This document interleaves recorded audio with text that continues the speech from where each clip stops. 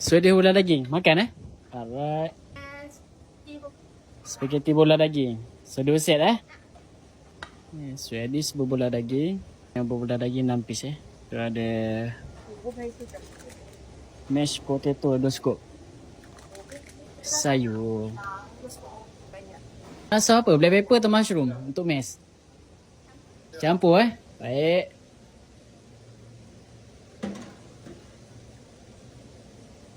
Right.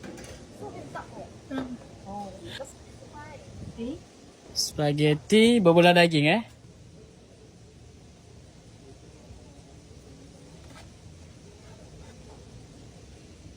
Spaghetti bola daging. Dia bola daging 6 piece. Lepas tu dia punya kuah bolognese. Alright.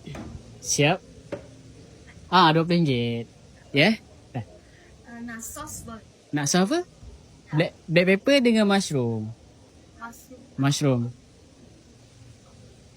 Saya bagi tepi Anda telah menerima 20. Okey, baik. RM8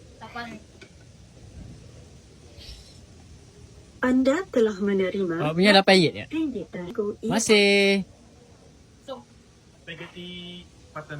Spaghetti buttermilk and crispy Anda telah menerima Tapi buttermilk ni dia pedas sikit boleh? Yang tak pedas bolognese.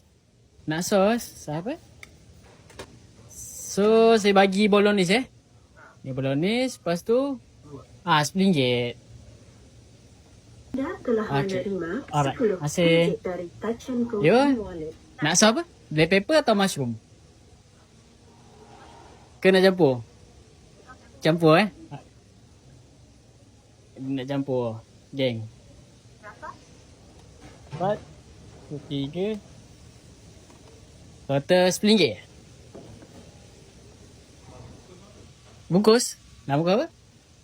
Anda telah menerima Okey. 10 Masih. Touch and Go 4 Spaghetti, buttermilk and crispy 4. Baik. Alright.